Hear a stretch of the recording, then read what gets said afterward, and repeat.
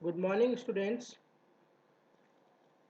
Today topic of discussion in this lecture is roots of equation by regular-Falsy method.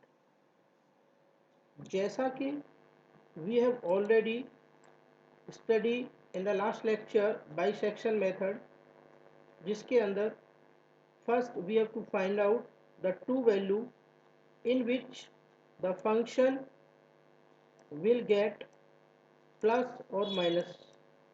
Okay, similar to that one, we have to again find out the two values at which the function will get positive or negative value to consecutive or nearest value. Now we have to do the approximation which is given by regular false and again check it. जैसा कि bisection में अपन क्या करते हैं, दोनों values को bisect कर देते हैं, दोनों को ऐड करके एवरेज फाइंड आउट करते हैं. उसके रेस्पेक्ट में यहाँ पर जो रेगुलर फॉल्से ने मेथड दिया उसके थ्रू एक नया रूट फाइंड आउट करते हैं और वही तरीका होता है, सेम मेथड से अपन इसको सॉल्व करते हैं. ठीक है स्टूडेंट्स, तो आगे चलिए इसको देखते हैं किस तरीके से जो क्वेश्चंस है उनको आप सॉल्व करेंगे. Then go ahead. देखिए ये जो फॉर्मूला है, फॉर्मूला आपका यहाँ पर आपके सामने है.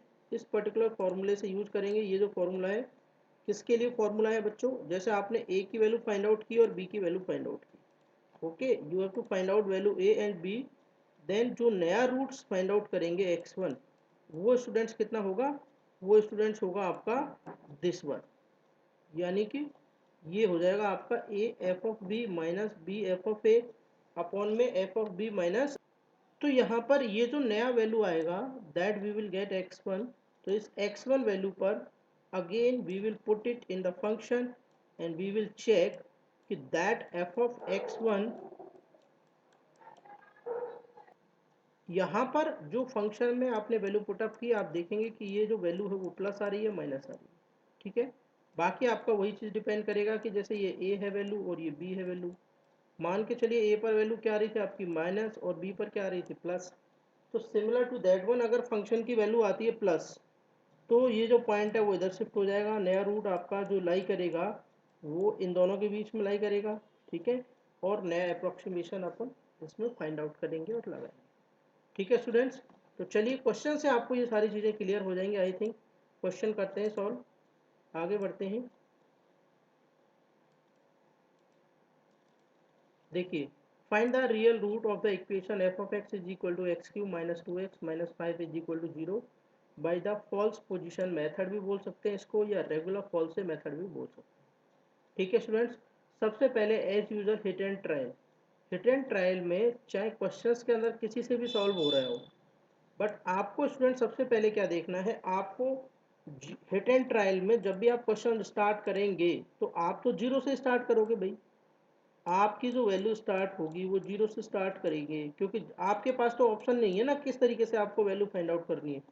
तो x बराबर जीरो पुटअप करेंगे तो जीरो माइनस जीरो, तो वैल्यू क्या आ जाएगी फंक्शन की वैल्यू. यानी यहाँ पर जो फंक्शन की वैल्यू मिल रही है बच्चों वो हम गेट कर रहे हैं 5, माइनस का 5. ठीक है, सिमिलरली x की value we will check at 1, x की value we will check at 2, x की value we will check at 3. तो इस तरीके से ये चीज़ आपको पता चलती जाएगी. बट ऐसा कोई ज़रूरी नहीं है कि आप प्लस पे चेक करें, आप x की वैल्यू -1 -2 इस तरीके से भी आप वैल्यू पर चेक कर सकते हैं. बट आपको ये देखना है कि जो नियरेस्ट दो वैल्यू आएंगी उनके बीच में क्या करना है, अपना रूट लाई करेगा. जैसा कि इस क्वेश्चन में 2 पर वैल्यू आ गई -1 और 3 पर वैल्यू आ गई 16. तो रूट यहाँ कंसिडर कर लिया कि 2 और 3 के बीच में लाई करेगा. तो जब रूट 2 और 3 के बीच में लाई करेगा स्टूडेंट्स, तो देखो x1 यहाँ पर आपका क्या आ जाएगा, A F of B minus B F of A upon में F of B minus F of A. Okay students, तो ए एफ ऑफ बी, तो A this is F of B minus B F of A upon में F of B minus F of A. तो so that we will get x1 is equal to this one. x1 की value यहाँ पर अपने को ये वाली मिल रही है. जब x1 की वैल्यू ये अपन गेट कर रहे हैं स्टूडेंट्स, ठीक है, तो अपन चेक करेंगे कि भाई x1 पर जो फंक्शन आ रहा है आपका वो फंक्शन आपका प्लस आ रहा है और वो आपका आ रहा है माइनस. तो आगे चलते हैं स्टूडेंट्स और इसको चेक ऑन करते हैं कि भाई x1 की इस वैल्यू पर जो फंक्शन की वैल्यू आ रही है, यहाँ पर देखिए ये चेक किया और ये वैल्यू क्या आ रही है, नेगेटिव। अगर ये वैल्यू नेगेटिव आ रही है तो स्टूडेंट्स एक चीज़ आप ध्यान से समझिए, जो दो वैल्यू दो हमने यूज किए थे, एक तो 2 यूज किया था और एक 3 यूज किया था।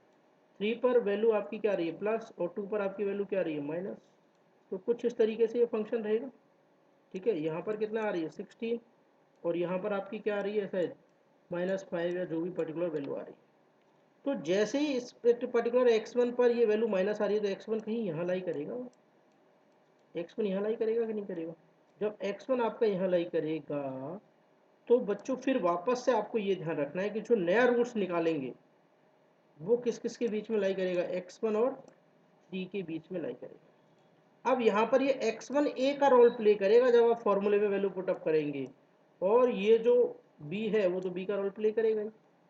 तो जब आप x2 निकालेंगे तो देखो ये a था ना, a, ठीक है, a f ऑफ b, समझ रहे हैं कि नहीं। तो देखो a की जगह क्या आ जाएगा x1 f of b minus, ठीक है, जो आपका b f of a upon में f b minus f of a, value put up करके नया अप्रॉक्सीमेट रूट।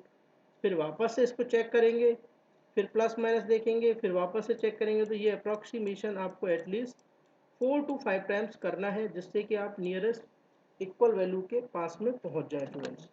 इस तरीके से आप क्या करेंगे, इस चीज़ के बारे में ईजिली इसको सॉल्व कर पाएंगे। ठीक है स्टूडेंट्स,